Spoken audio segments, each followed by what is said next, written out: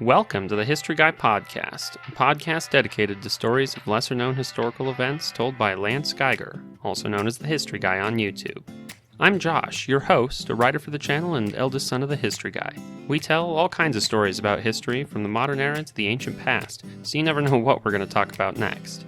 One thing you can be sure of, it is history that deserves to be remembered.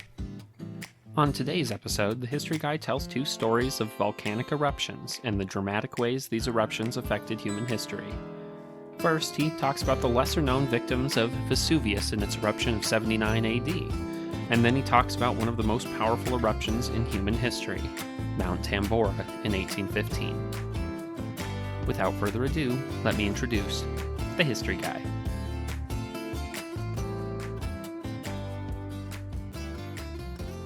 In 79 AD, the volcano Vesuvius erupted, burying the nearby city of Pompeii and killing nearly 1,000 of its inhabitants. Buried under pumice and ash from the eruption, the city and those former inhabitants lay virtually undisturbed until large-scale efforts began to unearth the city starting in the 18th century. And while the burial and rediscovery of Pompeii is very well known and the subject of art and literature and even film, much less well known was the burial of the two nearby cities of Stabiae and Herculaneum, two sites that have long languished in the shadow of their more famous sister. It is history that deserves to be remembered. The Roman Empire in the first century was near to its greatest extent and power, stretching over close to 5 million kilometers by the end of the century, stretching from modern Scotland to Phoenicia and encompassing the entire shoreline of the Mediterranean. The first Roman emperor, Augustus, stabilized the empire after a century of civil war, a period of peace interrupted only by the death of Nero, and the Year of the Four Emperors in 68-69 followed. This period is generally considered one of peace and prosperity for the Romans, part of the empire's golden age of Pax Romana. It was also a period of remarkable peace for the mountain Vesuvius. The name Vesuvius is the one used at the time of the late Roman Republic and early Roman Empire sources, although the etymology of the name is not known for certain. Numerous languages were spoken in the region in the preceding centuries, including Greek, Latin, Etruscan, and others. Some theories suggest the name comes from the Greek and means something like unquenchable, while another theory from the Greek suggests the name comes from the words meaning hurling violence. For other Indo-European roots, it has been suggested to mean shine or the one who lightens. Whatever the etymology, the volcano has been forming in its present location for roughly the last 25,000 years.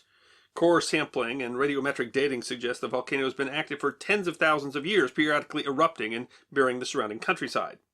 One such eruption around 3,800 years ago buried several Bronze Age settlements, which have since been discovered, preserved under the same kind of pyroclastic ash that would later bury Pompeii.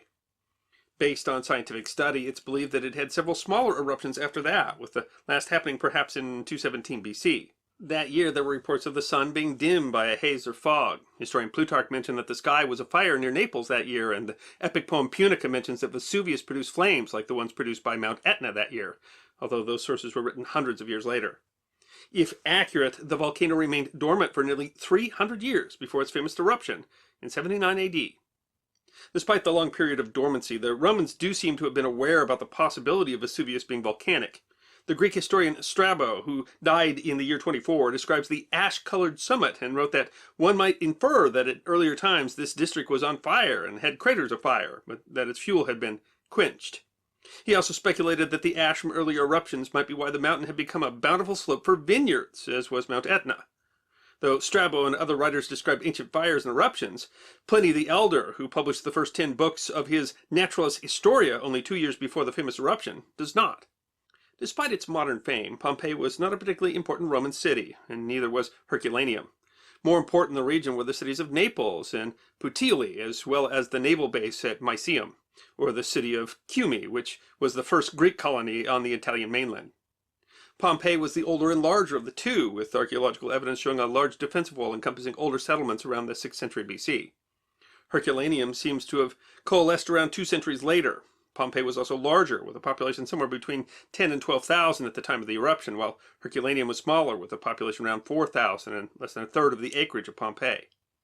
Both had fought against Rome in the Social War, or the War of the Allies, at the beginning of the 1st century BC, and surrendered to become a part of the Roman Republic. The resort town of Stabiae was, according to Pliny the Elder, built after the Social Wars as a wealthy retreat. filled with fabulous villas. By 79 AD, both cities were fairly wealthy, with Herculaneum appearing to be the wealthier as a retreat for wealthy Romans. There were other retreats nearby, such as the seaside resort of Stabiae further south. Living in nearby Misenum was Gaius Plinius Secundus, known to history as Pliny the Elder, as well as his nephew, known as Pliny the Younger. The elder Pliny is best known for his literary works, most notably the surviving Natural History. Pliny served in the Roman army, as was customary for men of the equestrian rank, and was popular among higher officers for his love of literature. He served in the fighting against some Germanic tribes in his youth, and climbing the ranks. Pliny left the service and wrote a number of works under the reign of Nero, while he practiced law. The death of Nero brought on the crisis of the year of 4 emperors in 69 AD. The final emperor of the year was Vespasian, who began the 27-year Flavian dynasty. Vespasian seems to have trusted Pliny already, and Pliny was quickly assigned important procurator positions through the empire. He returned to Rome sometime in 75 or 76 and was given command of the imperial fleet at Misenum. The fleet at Misenum was the senior fleet of the Roman navy, founded by Augustus. Their port at Misenum was called the Portus Julius and was the first harbor specifically constructed to be a naval base for the Western Roman fleet. Pliny lived there with his sister and her son, now known as Pliny the Younger. The exact date of the Vesuvius eruption in 79 is uncertain, as copies of the younger Pliny's letters, discovered during the Middle Ages, mention a number of dates. As of 2021, the most likely date is thought to be in the fall, probably in late October. The Romans had become accustomed to minor tremors in the region, and that became more common in the days preceding the eruption. The younger Pliny said they were not particularly alarming because they are frequent in Campania. At about 1 p.m. the day of the eruption, the younger writes that his mother desired the elder Pliny to observe a cloud of a very unusual size and shape. A cloud from Vesuvius, as they would later learn, described by the young man by likening it to that of a pine tree. Specifically, a stone pine common in the region, as it shot up to great height in the form of a very tall tree trunk, which spread itself out at the top into a sort of branches. Pliny writes that his uncle, ever the researcher, thought the cloud was worth investigation. The elder ordered a boat and invited his nephew along, but the younger Pliny declined, as he had work to do. But even then, things were becoming more serious. Before he could leave, a message reached the villa from one of his friends across the bay, earnestly entreating him to sail to her. Pliny ordered the fleet out to sea, intending to help not only his friend, but the several other towns which lay thickly strewn along that beautiful coast. The scene changed quickly as the fleet sailed across the bay. In response to the eruption, the sea had retreated from the shoreline, and cinders, which grew thicker and hotter the nearer he approached, fell into the ships, together with pumice stones and black pieces of burning rock. And vast fragments which rolled down the mountain obstructed all the shore. Instead of turning back, the elder Pliny said, "Fortune favors the bold," and ordered his ship to go to Stabiae, where a senator was then staying. The sky grew dark. It was now day everywhere else, but there a deeper darkness prevailed than the thickest night, and broad flames shot out in several places from Mount Vesuvius, until the houses rocked from side to side with frequent and violent concussions. They could not escape the harbor, as the wind blew towards the shore and the waves were high. While the rest of the party looked for an escape, the elder Pliny fell down dead. His nephew later speculated that he had suffocated, as he had always had a weak throat, exacerbated by his weight, which made his breathing heavy. Stabiae, where Pliny the Elder died, lies about 9 miles south along the coast from Vesuvius. At that distance, the city received only much less ash than Pompeii. A thick covering of tephra, fragmented material ejected from the eruption, was in turn covered with several centimeters of ash.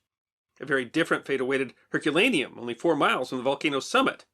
The initial eruption and cloud that Pliny describes fell mostly to the south, initially blanketing Pompeii, but missing Herculaneum completely as it was upwind.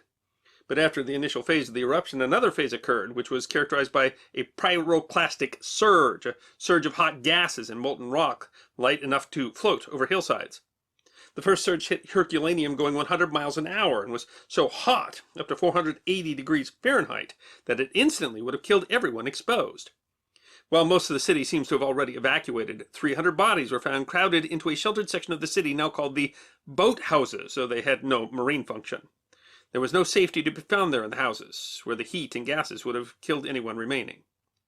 The eruption alternated between the outgassing observed by Pliny and pyroclastic surges caused by the weight of the ejected material falling back to Earth, with a total of 6 pyroclastic surges bearing Herculaneum under nearly 70 feet of stone and ash. Some structures were severely damaged, in places so quickly that the lower parts of the walls were destroyed while the upper walls still remained intact. The heat was so intense and the surges so fast that Herculaneum and the nearby town of Uplantis, which also took the brunt of the surges, that wooden objects were carbonized and have survived.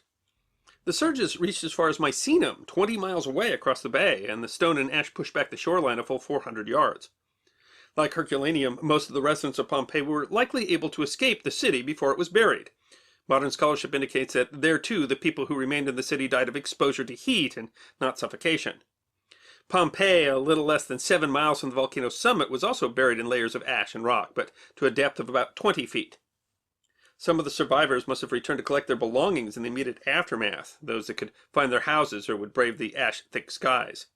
There is plenty of evidence of post-eruption disturbance, however, recovering valuables in Pompeii. The city was not entirely buried, and the tops of buildings were easily made out. Further eruptions in the following centuries would bury all of the affected cities even more deeply. Only Stabiae seems to have been seriously repopulated shortly after the eruption, with one source referring to Stabiae reborn. Over the centuries that followed, some must have come across the remains of the cities or dug into them with wells. There's evidence of medieval grave robbery and an aqueduct discovered at least part of Pompeii in 1592. Some statues were recovered from Herculaneum by a Prince of Lorraine in 1709, but the city was officially discovered in the 18th century by workers building a palace for Charles de Bourbon, the King of Naples and later King of Spain. Bourbon workers extensively tunneled through the city, taking things of value and damaging or destroying things that were not in an effort to preserve the value of that was being pulled out. Pompeii was officially identified in 1763, though excavation had already begun. Vesuvius has continued to be active in the modern age, and many minor eruptions, following a more significant one in 1631, provided the inspiration for paintings throughout the 1800s. Continued to erupt in the 20th century, including in 1944, when it destroyed numerous American aircraft in the region. All 4 cities, Herculaneum, Uplantis, Stabiae, and of course Pompeii, are now partially excavated. Pompeii most spectacularly, but the other 3 sites are important in their own right, each showing off different well-preserved parts of ancient Roman life. The body of Pliny the Elder was recovered a few days after the eruption and was described as looking more like a man asleep than a man dead. Pliny the Younger's description of the eruption was so valuable, so scientifically accurate, that those kinds of eruptions where they're characterized by large columns of volcanic debris and gases that are shot straight up into the stratosphere are now called Plinian eruptions. Early archaeology and robbing of the sites damaged all of them, though they are now largely well taken care of, and conservation efforts at Herculaneum in particular have been called a textbook case of successful archaeological conservation. It's really just a quirk of history that Pompeii has received the most attention, even though it wasn't the only city that was destroyed and its ruins buried and preserved in the volcanic ash. But these other cities, so much more forgotten, each have their own story to tell. Every bit as impressive, as tragic, and as beautiful as that of Pompeii. Now's the part of the episode where we get to chat with the history guy. We'd also like to welcome back to the podcast my grandmother and the history guy's mom, Betty Jo. So, of course, Vesuvius is an extremely famous eruption. The 79 AD eruption is one of the most famous volcanic eruptions, I think, in history. Mm-hmm. But, what we tried to talk about here was that people mostly talk about Pompeii. And when you really look at just kind of the scale of this damage, in some ways, some of these other places were actually more affected than Pompeii. And I think that that's an interesting piece that we don't hear about, Stabiae and Herculaneum, is that we really don't hear about those ones, and yet they were as affected, if not more, than Pompeii. And then Pompeii was the one that was more first discovered and has just been kind of more in the limelight since. It's a real story of forgotten history, that sometimes something big happens, and that means that other things are forgotten. Yeah. And in this case, even archaeologically, everybody's wandering around Pompeii, and there's maybe more exciting archaeological discoveries than the ones that weren't found. So, King Tut, who is probably the most famous of the Egyptian pharaohs, the only thing, he was not today, his jewels today, he wasn't a particularly famous pharaoh.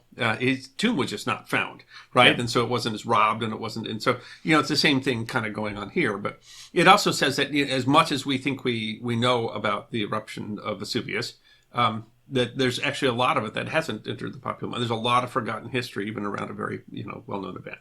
Yeah. And it's an absolutely, it really is a tremendous event. think about how scary it is for a volcano like that to erupt. And then this one was a pretty major eruption. It's one of the more significant ones in terms of just what it buried and the fact that it was, just over very well inhabited land. And I always think, I mean, that one of the stories, the things that you think about with this one in particular is that there's millions of people living in Yeah. where in the same place that this has Yeah, I happened mean, with to. a lot of historic volcanic eruptions Yeah. now, you look at it and say, gosh, if you had the same eruption today, there's an awful lot more there, a lot more people, Yeah. a lot more infrastructure. And, it's just hard to imagine what all it could be. So that's certainly true. And Vesuvius continues. I mean, there was an eruption in World War II that destroyed an entire airbase and hundreds of airplanes. And, they say it was more damaging than any, attack by the Axis. And there continues to be modern eruptions today. Yeah. So it's hard to say. I mean, we all, Naples is a major city. I mean, what if Vesuvius erupted like it did then? So certainly, I mean, part of the story of talking about volcanoes, which we're talking about today, is this whole idea that no matter, how important we think we are really just victims of much larger events. Whether you want to call those acts of God or, I mean, simply, the earth, nature, physics, weather, all those things are more powerful. No matter what beautiful city we build, it can be buried in ash. And you wonder if all the cities that we think are beautiful today will at some point be buried in ash. I don't know. I mean, are we going to be tunneling through them? It's a good question. And what will be buried? And, this is a place, Herculaneum was buried under 70 feet of ash and debris, and that's just crazy. It's wild And, I mean, to think about almost that. forgotten, right? I mean, Yeah. yeah. It's interesting, at the time they had dug some stuff up, and then they rediscovered some of it, with when they were building a palace years and years, hundreds of years later. If they had, at least at Pompeii, there's some good evidence that they started digging in very, very shortly afterward, because you could still see, some of the buildings and stuff that were sticking out through the ash. But at Herculaneum, I mean, it was just completely gone. And so let's say today that you had an eruption and you bury Naples under 70 feet. I mean, how much of that will we go dig up? It's a good question. And how much of that is just going to, sit there? And, we would remember it for, a lifespan or two. But, in 1,000 years, would we know any more about it? So, Then we start to rebuild over it and stuff like that. And before you know it, it's forgotten history. And, when you really study history, you understand that every, city, there's reasons cities are built where they are, but quite often they're built in places where they have specific vulnerability. Yep. They build around volcanoes because after a volcano erupts, it ends up being very fertile soil afterwards, right? And, you forget that there's a volcano there. And you find out that virtually every major city that we know of has, had disaster befall it. Earthquake, tidal wave, great fire. Most of them have had multiple great fires, and that's just part of the nature of living on a planet in a physical world where there are physical events that are bigger than anything that humanity has learned to deal with.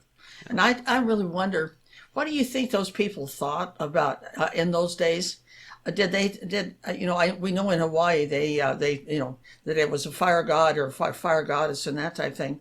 What do you think the people in those days thought of living on a volcano, or all of a sudden this has happened to you?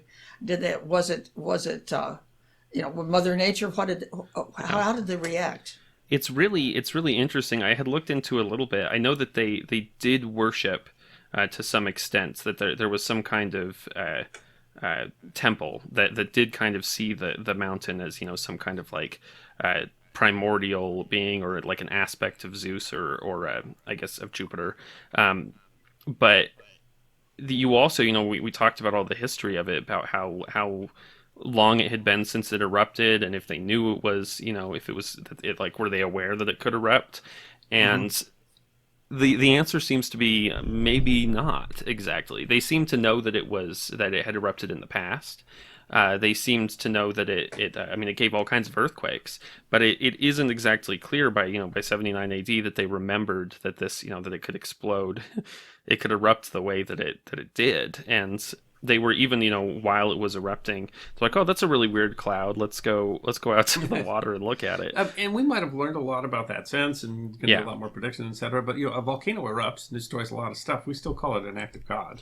Oh, yeah, it's still going to surprise you, right? If I saw a cloud like that, I don't know that my first thought would be, because even if you live next to a volcano, I mean, it doesn't, unless it's really quite active, you're usually not like, oh, it's going to erupt today. And we can be caught by surprise by that, and I mean even with all that we understand today, and so there's some question whether the term volcano, which comes from the god Vulcan, there's some question about whether Vulcan was named after volcanoes or volcanoes were named after Vulcan. I think did they realize that this was a natural event, did naming gods after it or whatever, was that just kind of this understanding that we still have today, that nature's more powerful than humanity, and that things that we can't predict are going to happen, and that no matter how powerful your empire is, you can't stop a volcano? I don't know. I don't know that the Romans were chucking people into the volcano in hopes of placating the volcano gods. Yeah. At least that they certainly weren't at Vesuvius, but it wasn't Joe versus the volcano, isn't that the movie? Yeah. But you had a lot of the people that were left behind were slaves. Yeah. That were left behind to watch the property while the owner got away, and I imagine they were not necessarily happy with what happened there. But the people that died. I'm sure that they felt like people do in disasters today, hit by tornadoes or whatever. They felt that they were, victims of circumstance. It's frightening, and ultimately, we would probably leave the area before they did, because I think that we would have people watching the earthquakes. But on the other hand, you see lots of stuff where they're like, oh, there was a bunch of earthquakes here, but we don't know if it's going to erupt. We would also need more time. You're talking millions of people live in that area today too. So even if they were saying, we know this is going to be this massive eruption, how much are you going to go towards vacating an entire city? Because the Romans did that too. They were vacating too, who knows? How we're going to send Pliny's fleet in and have it destroyed by pumas. Well, what we're seeing right now in Iceland, and those pictures are spectacular, or the ones that we just seen in Hawaii. We still deal with it today. And new vulnerabilities today, because those pyroclastic clouds are a huge danger to aircraft. We don't think about the impact on communications, on radio communications. We don't think about the impact on flying. The Romans were like, oh, our airplane's going to fly out of the sky, and our radios are going to stop working, our electronics are going to be damaged. But we've got new vulnerabilities today that they didn't face. Well, and we still every once in a while there'll be an eruption in Iceland or something that totally derails transportation, and planes have all to fly across Europe by wherever it's blowing. It's incredible, the power of these things, and in general the ones we've seen that when you start looking at prehistory are usually of significantly less power than is possible. The power of this one, it had a VEI of 5. Which is a powerful volcanic eruption, especially for in the modern age. But there have been more powerful ones. We'll talk about a more powerful one in the next episode. And it's interesting to see that even ones of little power, quote unquote, are can cause significant damage and significant issues. And so yes, we're way more prepared. When you talk about the one in Iceland, we got everybody out. We moved everyone. Iceland is relatively remote, relatively lightly populated, and it's population density, and volcanoes in Hawaii, which are a very different kind of volcano. They don't have the big pyroclastic clouds, etc. But volcanoes in Hawaii were burning whole communities here just this last year. And you could certainly, if you wanted to talk, we do all sorts of history, of course, on the History Guy. But if you just wanted to talk about volcanoes in history, then you could have a fairly consistent channel, and it's always a surprise. It's always mighty powerful. And we've done multiple ones, and they're always even nowadays we tend to see, oh, they had so much warning, but usually you're living your life, and even a little bit of warning, especially when it happens all the time. They talked about it this one, that Pliny the Younger was like, I don't know, it didn't seem like a big deal. there were earthquakes, that's stuff that happened. It didn't seem particularly bad until suddenly it was. Well, and one of the other things about it's kind of one of those God gives and God takes away, because if you live close to where a volcano has happened, and which I'm thinking about the ones that we saw in Costa Rica, where there's fields of celery, and I mean it's gorgeous. Basically, what comes out of the ground and gives you so much life. It's really it is almost biblical, or you have to think about it as something that I can see why you would live on the side of that mountain in Costa Rica. And yeah, there might, in one of these days, it might blow up again. You just don't know. But that it is so fertile after it's over. Yeah. Well, and there were so many vineyards on the, well, and there still are today. And yeah, all of those were clearly destroyed. I can't imagine that there were any vineyards that survived on the side of Vesuvius after this eruption. But still, that continues to provide this excellent soil. And it's incredible. It's incredible that's why you live there. It's because you make so much, and you're practically invited to live there because of that. Very, very nicely done. Yes. I mean, and that's true of all sorts of different natural disasters. Is that there's reasons that you're there, and those reasons that they're often are somehow tied to the propensity for a natural disaster. Well, part of the reason that we humans mostly live near coasts or rivers, and we need that water, and yet that's still, that means we're at risk of floods and tsunamis and all manner of hurricanes, all manner of other things and disasters that can happen. There's a reason why, even though there are places that get hit by hurricanes, semi-frequently, and there's a reason why people still live there. Yeah, continue to live there, continue to rebuild. Yeah. And like this one says, that leads to a lot of forgotten history as well, because we're kind of so used to it, right? That we a place an earthquake hits and it's forgotten. And there's a lot of really interesting stories. Port Royal is another interesting story where an earthquake destroyed the whole town. It turns out to be a very historic town and buried it. And we just forgot about it. And now we can dig it up and learn all sorts of things from it. So it really. And one of the things this really illustrates is that history is intimately tied to life on this planet, to what happens on this planet. And that's some of the most important historical events that dramatically impacted things like empires and the direction of history were natural disasters that no one could have predicted, and there wasn't anything you could do about them. And that totally transformed what was going on. I mean, this was the mighty Roman Empire. At its height. During the in Pax its heart, Romana, right in the middle of the and the whole fleet there couldn't do anything about it. Nothing. It's that you are one of the most powerful empires in history, and this volcano goes off, and it does.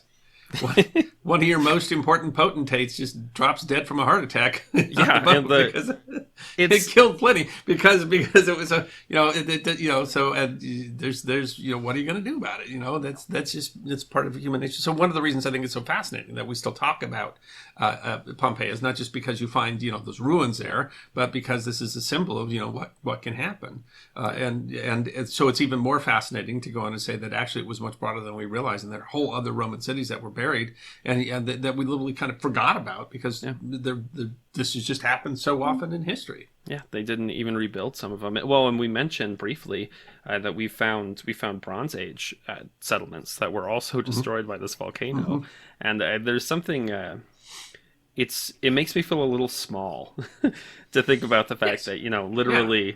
All of this time ago, into the Bronze Age, basically into prehistory, there were humans that were covered and killed or affected by this volcano, and you can still look at that same volcano. That it's still there. It could still erupt. Well, I mean, it's still there. You live in Wyoming near the Yellowstone caldera. That's true. And whether there's going to be another mega eruption out of that caldera is a question. But I mean it's certainly in your mind. I live in southern Illinois. I live not very far from where the New Madrid fault line is, and the discussion now is if we had an earthquake like they did in New Madrid, that it would.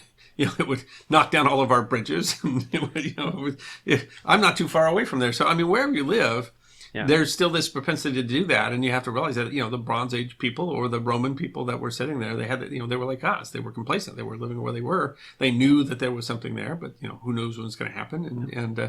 So one of the reasons that these are important is history. One of the reasons that we're excited about them as history is because we know that we still face these same risks today. That with all of our modern stuff, we still face these same risks. So we might better know when one's going to go off, but we don't have any better ability to control volcanoes than the Romans did. Mother Nature is in charge, guys. I don't care what you say. Mother Nature's in charge. Mother Nature's in charge.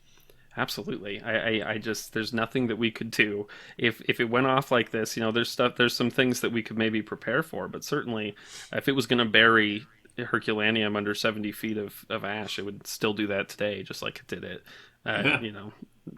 2,000 years ago almost. And that's it's I mean, daunting. we've had whole fishing fleets wiped out by tsunami in Indonesia, and we've had cities that were essentially whole town burned to the ground, and very recently in a much smaller eruption. So I mean, it still does happen. There are still major earthquakes hitting major cities, and they cause major damage. Yeah, and these are all people's lives, and these people were living just like us. As volcanically active today as we've ever been, and it's a matter of time before that happens in a place that has a lot of population. Of course, it might be generations and generations.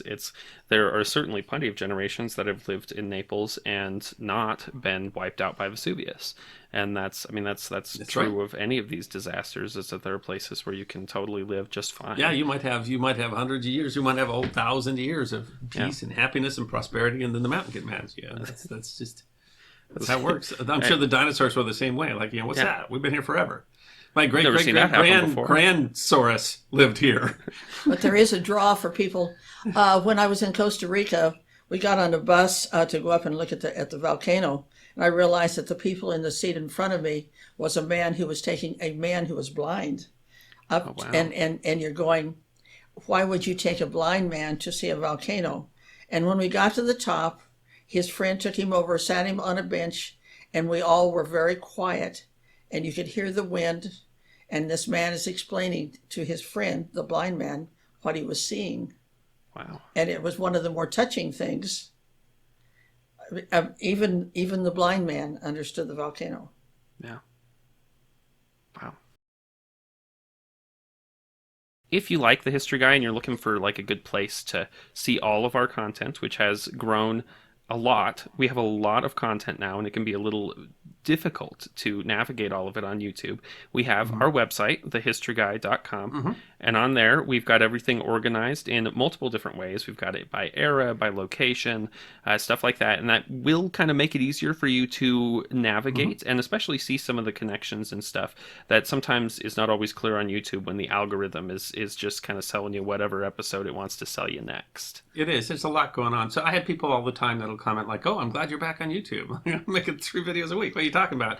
And it just hasn't been recommended on YouTube. So YouTube is great, and there's a lot of ways that it works. And I'm appreciative of YouTube. It's made a living out of YouTube. But if you are a big fan of the History Guy and you want to find everything the History Guy, YouTube's not necessarily the best format for that. So the historyguy.com is a really wonderful website. It's where you can find the podcast and the videos in searchable form. They're all there. The most recent should be up there as well. And it's also a place where you can support the History Guy if you want to make a little donation, if you want to buy a t-shirt, other things that help us keep going and paying the bills. And that is the place. I mean, if you're about the History Guy, if that's what you're wanting to do, then the historyguy.com is the place to go. Next up, the History Guy tells the story of Mount Tambora and the year without a summer. I had a dream, which was not all a dream. The bright sun was extinguished, and the stars did wander darkling in the eternal space. Rayless and pathless, the icy earth swung blind and blackening in the moonless air. The opening lines to the poem Darkness by Lord Byron, where the protagonist predicts the end of the earth, paint a dismal picture. Some say that Byron was inspired by an Italian scientist's prediction that the sun was about to burn out and that the earth was going to be doomed. Others say that it was an analogy for his failing marriage. But the poem unquestionably was inspired by real events of the day. In 1815, Mount Tambora in what was then the Dutch East Indies erupted. It was the largest volcanic eruption in human history, although there's some evidence that there were larger eruptions in prehistory. The impact on the people in the immediate area was, of course, devastating, but the long-term impacts on the entire Earth were vast and surprising. The impact of the 1815 eruption of Mount Tambora deserves to be remembered. After centuries of dormancy, the approximately 14,100-foot tall Mount Tambora on the island of Sumbawa started to rumble in 1812. On April 5th, 1815, the volcano started a massive eruption, continuing until a violent climax on April 10th, with explosions so loud they were heard at least 1,600 miles away in Sumatra. The explosions were heard so clearly in Java, 780 miles distant, that the British Army thought that it was cannon fire and dispatched troops, thinking that a nearby army post was under attack. The relative explosiveness of a volcanic eruption is measured by the Volcanic Explosivity Index, or VEI, devised in 1982 by scientists working with the U.S. Geological Survey and the University of Hawaii. The primary eruption characteristic used to determine the Volcanic Explosivity Index is the volume of pyroclastic material, essentially fragments of rock, ejected by the volcano, and thus the VEI of historic volcanoes can be estimated from their craters. The scale is logarithmic, with each interval on the scale representing a tenfold increase in observed ejecta criteria. Thus, the 1991 eruption of Mount Pinatubo at VEI magnitude 6 ejected about 10 times as much pyroclastic material as the VEI magnitude 5 eruption of Mount St. Helens in 1980. While the scale is theoretically open-ended, the most explosive volcanic eruptions in history, called supervolcanoes, have had a VEI magnitude of 8. The last magnitude 8 eruption in history was in New Zealand, around 25,360 BC. The Tambora eruption of 1815 had a VEI magnitude of 7, releasing 10 times the amount of pyroclastic material as Pinatubo. It was the most powerful volcanic eruption in human history. The amount of material ejected was mind-blowingly massive. Nearly 10 cubic miles of stone, some 10 billion tons worth, was ejected as ash. The mountain lost nearly 5,000 feet of elevation, with ash falling more than 800 miles away. Explosions continued into mid-July, and smoke was still being emitted in August. Aftershocks continued for years. The effect on the surrounding area was, of course, devastating. The vegetation on the island was entirely destroyed, and some estimates put the immediate deaths due to the eruption in excess of 10,000. But those numbers only represent those killed immediately by the ash and gas from the explosion. The eruption also caused a moderate tsunami that was estimated to have killed about 4,500 people. But the effects of the eruption, of course, reach farther than the immediate blast. The ash kills crops, so people die of starvation. The ash destroys homes, so that people are exposed to weather and unsanitary conditions. The unsanitary conditions are breeding grounds for pathogens like cholera bacteria, and the people exposed to those pathogens are more susceptible to them because their bodies are weakened by the starvation and exposure. Volcanoes also release gases like sulfur that can damage lungs and make people more susceptible to respiratory infections like colds and influenza. The after effects of the eruption are generally thought to have resulted in many times those deaths caused directly by the eruption. But the 1815 Tambora eruption is known for more than its immediate effects. Rather, it is a study in how natural disasters affect world events in sometimes very surprising ways. The general discussion of the worldwide effects of the Tambora eruption largely tend to focus on the effect that the particles in the atmosphere had on the weather in the summer of 1816, and we'll get there in a moment. But more recent scientific research suggests that large eruptions like Tambora can have a more immediate atmospheric effect, and in 1815, that might have dramatically impacted one of the most important events in European history. Volcanic eruptions throw material and gases into the atmosphere, and that can cause large effects on climate, and certainly did in the case of Tambora. But it takes time for those particles to move around the planet. New research published in 2018 by Dr. Matthew Gensch of Imperial College London suggests the effects of an eruption can actually impact the climate much faster.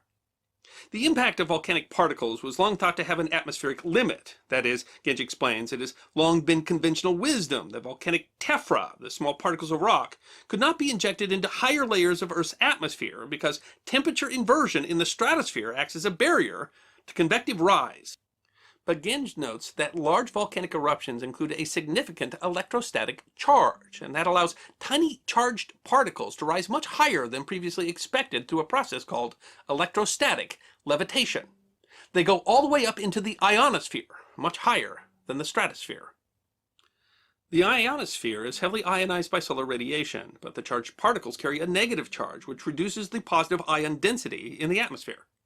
The ionosphere will then seek equilibrium, changes that are both global and effectively immediate. Ginge concludes that large explosive eruptions could, therefore, have a significant effect on the global electrical circuit. The change then affects the formation of clouds by disrupting the formation of cloud nuclei, with the immediate effect of decreasing rainfall globally.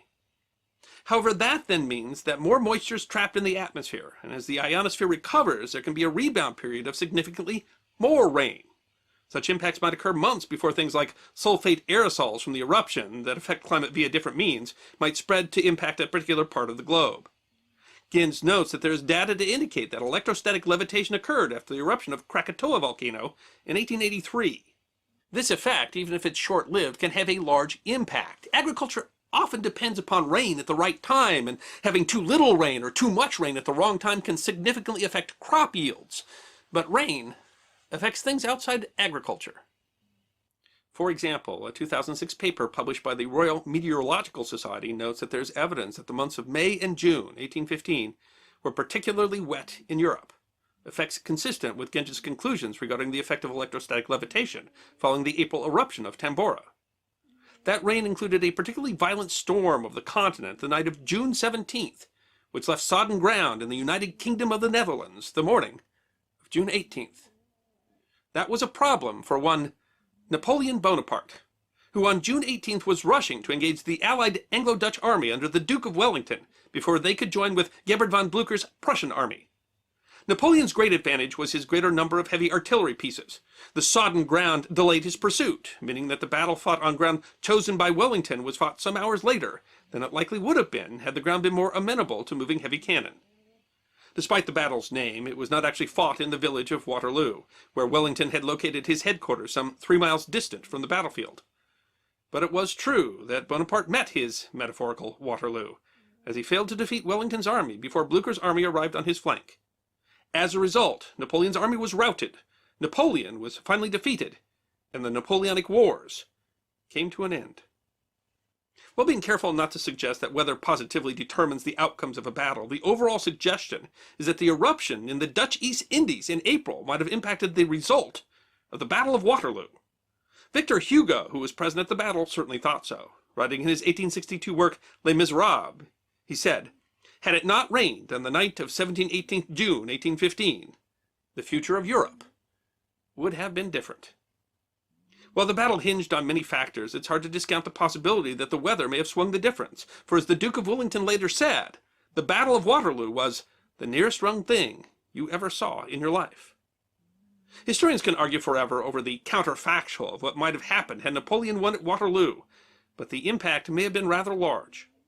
Writing in Smithsonian Magazine on the 200th anniversary of the battle in 2015, British historian Andrew Roberts contends, if Napoleon had remained Emperor of France for the 6 years remaining in his natural life, European civilization would have benefited inestimably. The reactionary Holy Alliance of Russia, Prussia, and Austria would not have been able to crush liberal constitutionalist movements in Spain, Greece, Eastern Europe, and elsewhere. Pressure to join France in abolishing slavery in Asia, Africa, and the Caribbean would have grown. The benefits of meritocracy over feudalism would have had time to become more widely appreciated. Jews would not have been forced back into their ghettos in the Papal States and made to wear the yellow star again. Encouragement of the arts and sciences would have been better understood and copied, and the plans to rebuild Paris would have been implemented, making it the most gorgeous city in the world. All lost because of a volcanic eruption some 7,600 miles away. And Tambora's effects had just begun. The volcano had thrown up billions of tons of ash and sulfur gases. The ash had an ablative effect, blocking the sun as it moves through the atmosphere, but the greatest effect comes from the sulfur gases, SO2, in the stratosphere. The sulfur then oxidizes to form sulfate aerosols, and the aerosols reflect the solar radiation, cooling the surface, but also warm the stratosphere as they collect solar radiation. The mix changes circulation in the atmosphere, causing extreme climate fluctuations.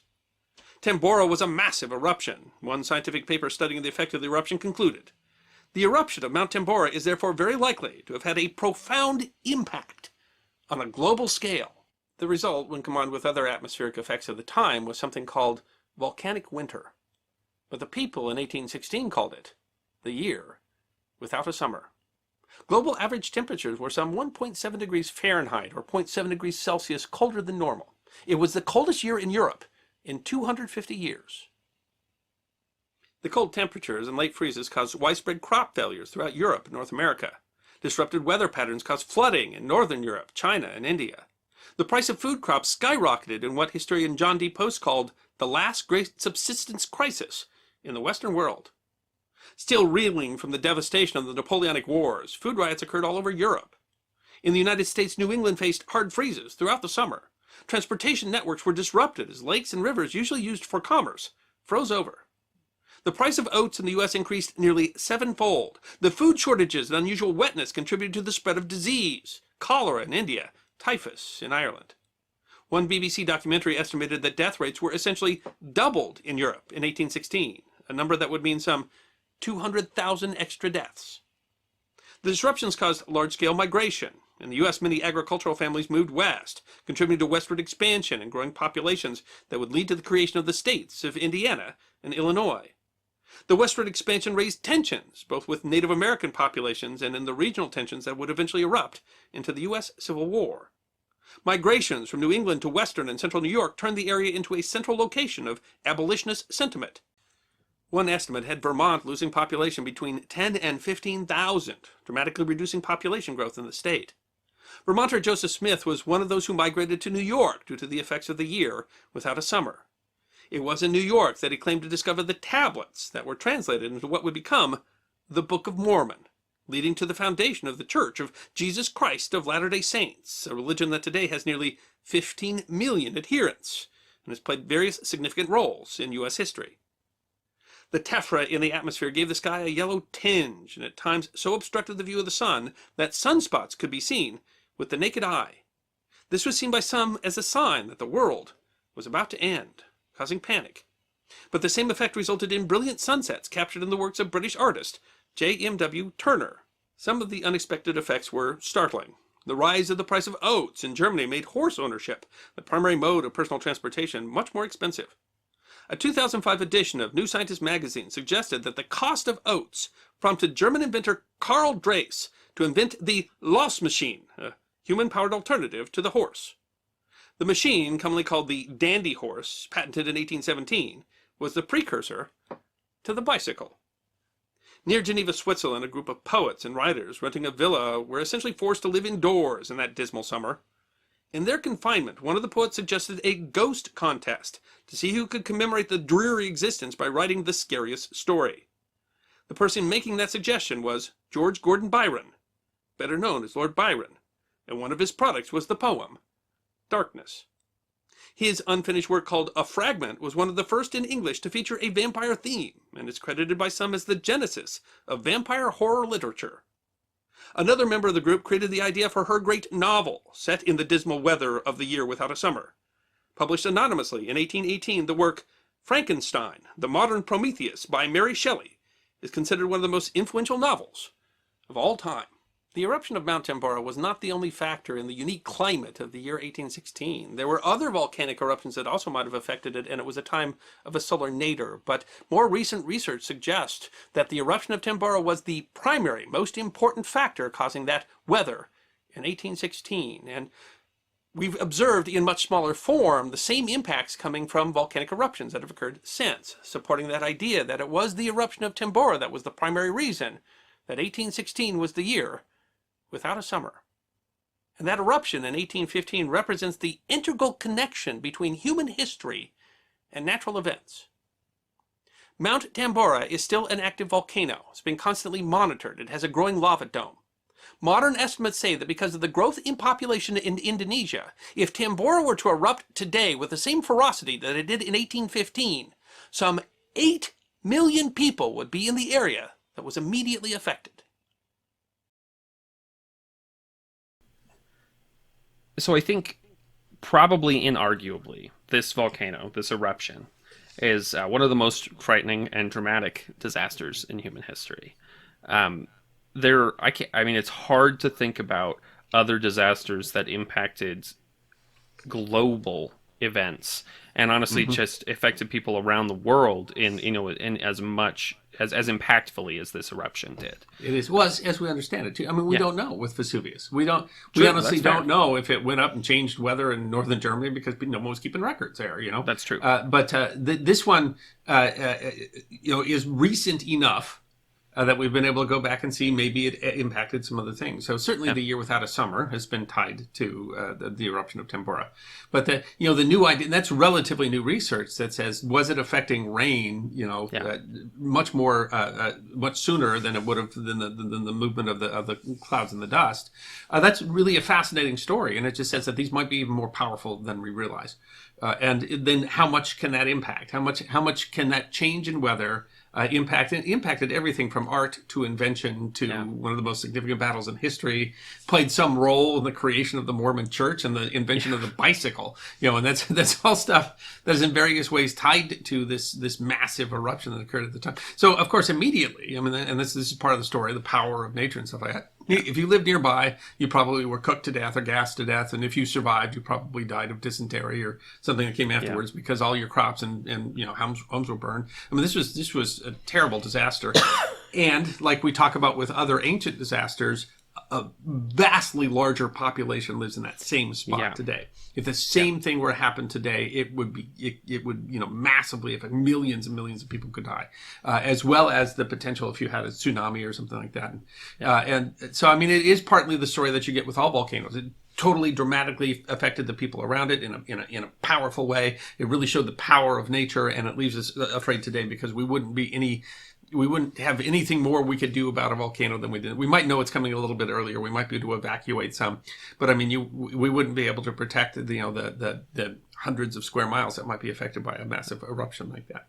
And this is, Tambora is not the only one. Krakatoa, there's calderas, and there's stuff all over the place. So I mean, that part of the story is very dramatic and it's very interesting. But this part of the story is not just how it impacted the local events, and it's really not even only about how much it impacted world events. It's that it might have impacted world events in ways that we didn't even know and that we're just now learning. And so it's a fascinating story, and it ties to all the volcano stories that we talk about because it really says that there's so much going on there. So it's interesting because you wonder with ancient volcanoes, were there people living in North America who were dramatically impacted by the eruption of Vesuvius, and never, they never knew, they didn't write anything down, and we never, I mean, how would you find that in history, or might be interesting to find that. But I mean, it's not like if you were a Native American, if you were an indigenous person living in North America, that you had any idea that Vesuvius had erupted, right? Yeah, right, and that's true, and you wonder. I mean, some of the things we've learned about, which is amazing, that this is an eruption that happened still, 200 years ago, almost, and we are still able to look back and learn more about it and without going back into it. And so, I mean, it's amazing because certainly if an eruption like this happened today, as horrible as it would be, we would be able to learn a lot about how it affected. What this video did was make me learn a lot about the fact that, I mean, you want to talk about a change. We talk about climate change, we talk about how things are affected and so forth, but seriously. And then as we went forward with the one in Iceland and Mount St. Helens and so forth, and people actually started educating you on the fact that makes so much difference to the world, so much more difference than almost anything else that happens, because it affects, and it can affect the entire world. So as a educational tool, I think this video is really valuable. Yeah. I mean, Napoleon is one of the most important personas in the history of Europe.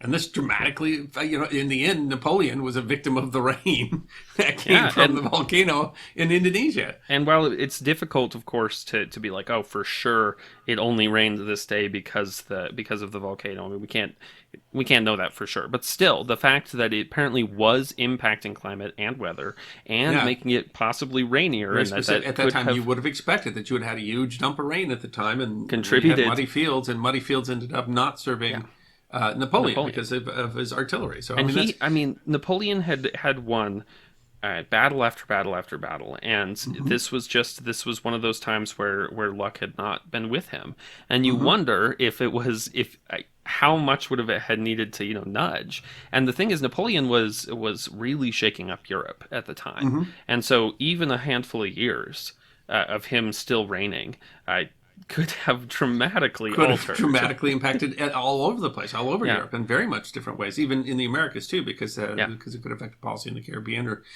might have meant end of slavery earlier in the United States. And I mean, it's crazy to think all of that. And it is the battle was very close one. The heavy artillery was certainly playing a role at the end, and that the Germans showed up when they did, that Blucher showed up when he did. There's a general feeling the battle might have been lost if Blucher hadn't showed up when he did. So if Napoleon could have started the battle an hour earlier, that easily could have shifted the balance. So it's really a very compelling argument. We don't know to what extent the rain was impacted, but I mean, it sounds like it. The whole idea that it was such a rainy spring did.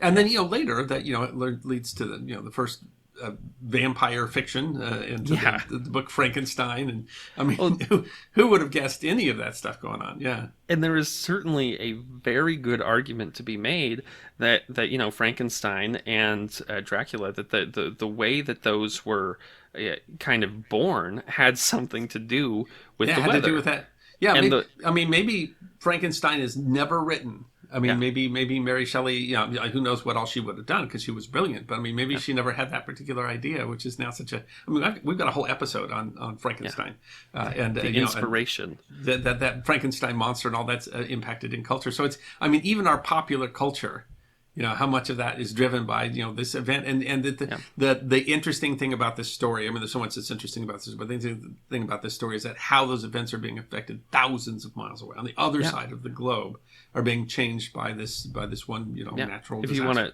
If you want to talk about how we just did that makes you feel small in front of Vesuvius. I mean, this this one. Well, I mean, today, if you had something happen, like, not only would it kill millions of people in Indonesia, but also, I mean, what would happen to the rest of the world if we had a year without a summer? What would it mean to the world if we had that extraordinary rainstorm? I mean, there's people fighting wars right now, right? Could it impact the wars that we talk about today, which were probably smaller in scope than the Napoleonic Wars, but could it impact the wars we had today if we had a really, really rainy spring? And might that change the course of the those? And could we run into famine again if we had a year without a summer? What all would this necessarily mean? It's it's another story that says that we are one volcanic eruption away from something that could at least dramatically change the course of history.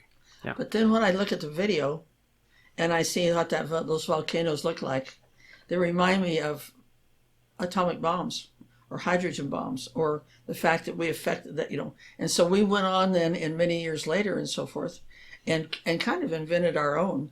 Because seriously, I'm sorry, guys, but let's wander off into that a little bit and think about, basically, it's the same type of thing, except man learned how to do some of that too.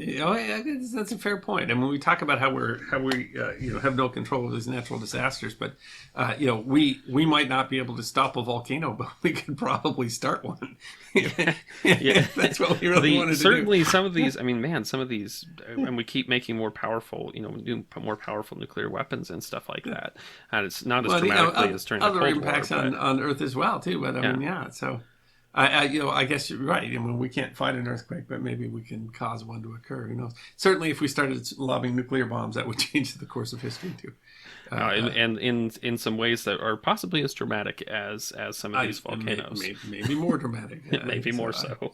So, I mean, I guess that's a good story then, because it's not just about the hubris of what we can't control, but the hubris of what we can. Maybe we can control a little bit of it, but it really, when you look at the pictures, it does remind you of what you're doing to the upper atmospheres and the changes that you might be making. Some stuff we might learn about how we've affected the upper atmosphere. Yes. That we don't necessarily know, because it's amazing to think that our understanding of how it affected things like the upper atmosphere, we had one idea of how it worked, and now we're looking at it and being like, I think it was totally different.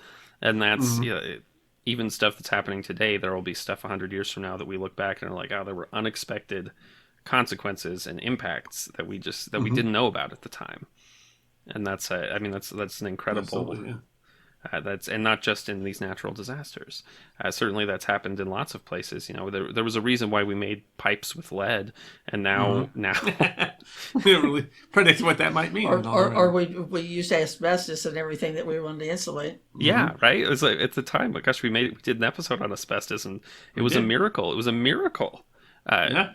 And now we look at it and we don't. I mean, it's banned pretty much everywhere, and we want to get rid of it where we have it. And that was all stuff that we didn't know when we did it. And you wonder what kind of stuff we're gonna learn about what we did today. What we're doing right now that might, that we 10 might years learn. From now, we might learn something about. It's a really interesting way to think about it. And this was we talked about. Vesuvius was a VEI of 5, and this one was a VEI of 6, which is what, 10 times 10 as powerful. times, yeah. And you think if you step beyond that, if you think about what's going to be like, if you had an 8, which is essentially the ones that we think are like the most powerful that have happened, you can see why we are concerned about that. 10 times, that would be. Wow, right? And you wonder about how that would. And we're more resilient in some ways. We have crops that can withstand, greater heat differences and stuff than we did then. But it's hard to imagine that we could totally avoid significant consequence. Yeah, it's hard to imagine. Yeah, certainly a volcanic eruption could cause all sorts of disruption today. Yeah, and everything that we think we know about how things work could transform in a minute. Yeah. It made me think when all the stuff we talk about in this episode of these things that were either clearly impacted or potentially impacted by this volcano, it almost makes you think that you're talking about, like counterfactuals. Like you're like, oh, this changed. Think of all these things, this web of things that could happen. And this is an example of what did happen, what really happened when from one event, and these kind of ripple effects that come out. And it is amazing to think what other events have done that kind of ripple effect that we don't even necessarily think about. That we'd even know, because that is to us, that's just history. All right, and so it happened. If Vesuvius caused, it to rain somewhere or make it rainier or whatever, if it was, you might not even ever think about it. Even with Tambora, we didn't necessarily, when it was raining on that day, they didn't think that, that had anything to do. Yeah. Right, and you're still at the behest of nature and how that's going to impact you, and it's a very complex system. Absolutely, it's we will always be victims of history as well as creators of it. That's simply how it works.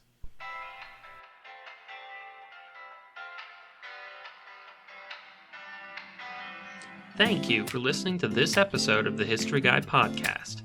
We hope you enjoyed this episode of Forgotten History, and if you did, you can find more on our website, thehistoryguy.com. We release podcasts every 2 weeks, so stick around if you want to hear more podcasts of Forgotten History. You can also find us on Facebook, YouTube, Instagram, Twitter, and Patreon. You can even get a personalized message from the History Guy himself on Cameo.